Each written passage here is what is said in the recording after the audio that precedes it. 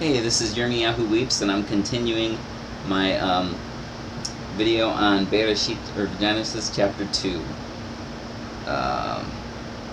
Okay, and it's in my next note is on Azer.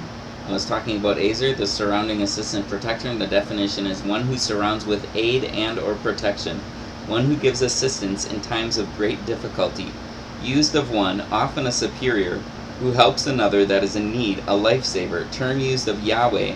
It's a term used of Yahweh in Devarim, or Deuteronomy 33, verse 26 and 29, Tehillim, or Psalms, chapter 20, verses 1 through 2, 33, verse 20, 115, verses 9 through 11, 121, 1 through 2, and 124, 7 through 8.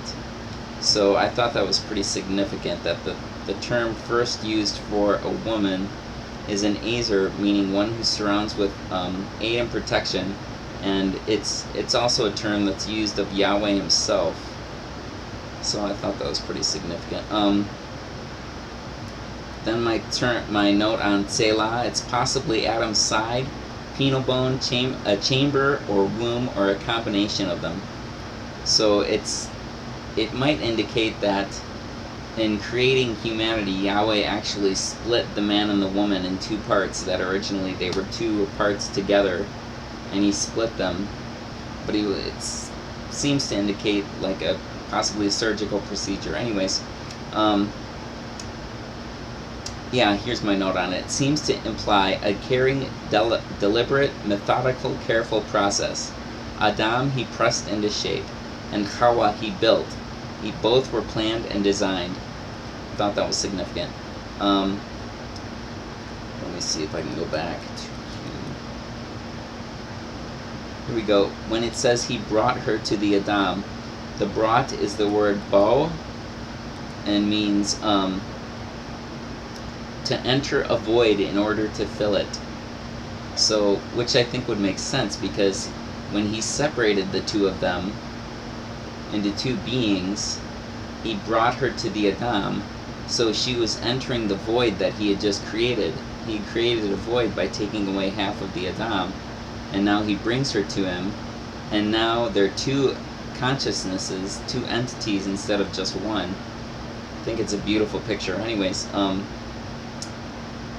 when he was calling her Isha, he wasn't naming her, but discerning her close relationship to himself and referring to her accordingly. That's my note on it, which I like. I think that's really cool. Next note, Ish and Isha, Ish meaning man and Isha meaning woman, are not etymologically related, yet similar and form a wordplay. Ish is man, composed of the letters Aleph, which is an ox head, Yod, which is an arm, Shin, which is two teeth. And then Isha is an Aleph, which again is the ox head, Shin, which is again the two teeth, and Hey, a man with his arms raised.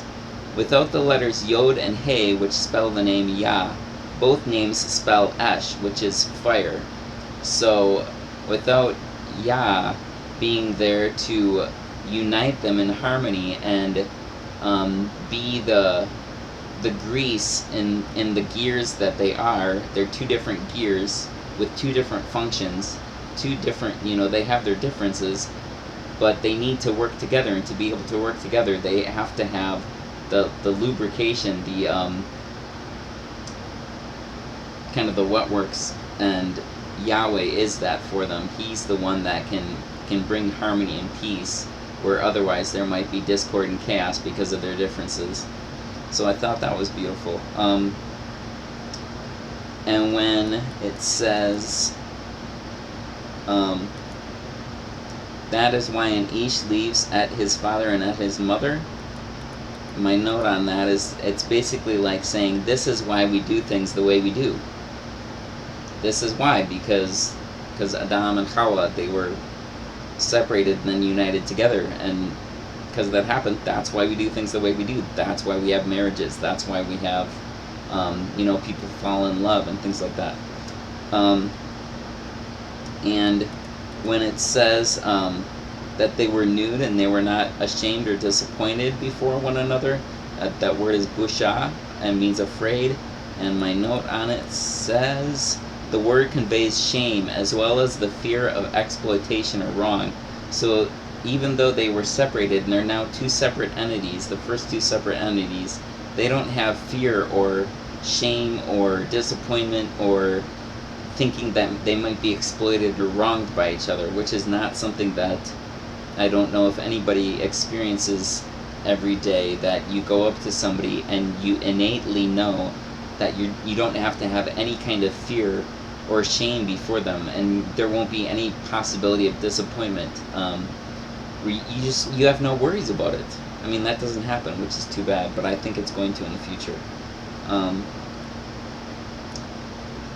Yeah, a note on that I have: to stand in front of each other, stripped and undisguised, without pretensions, without hiding, seeing the partner as he or she really is, and showing myself to him or her as I really am, and still not be ashamed. Wouldn't that be nice? Doesn't it sound like a beautiful thing? I would like that. But anyways, that is all of my notes on Chapter 2. I'm going to just run through it really quick and see if there's anything I'm forgetting that I want to comment on. I don't think so. I love it because it's still before the temptation and the falling of temptation, but I think that was a necessary thing. I'll talk about that just for a minute because I have a little bit of time. I think that the falling away was a necessary thing, because if Adam and Eve had never sinned, if they'd never fallen in temptation, if they'd never done wrong, transgressed, however you want to put it, how would they be able to mature? They wouldn't have been able to mature. Like humanity now, I mean, if you go through life and you think about all the things that you've learned, you do a lot of maturing, don't you? I mean, from when you're a little kid and before you knew right from wrong, once you know right from wrong, then you can choose the right. How can you choose the right if you don't know the right from wrong? You don't have choice. So I think there's a lot of significance to it. Now, granted, there's a lot of horrible atrocities and stuff in the world, and I think there is explanation for that, although not full explanation. I don't think anybody has full explanation, but I think there is explanation. I think there's things that indicate the reasons why and what it's all about. I don't think it's just futility. But I'll go into that more in another video.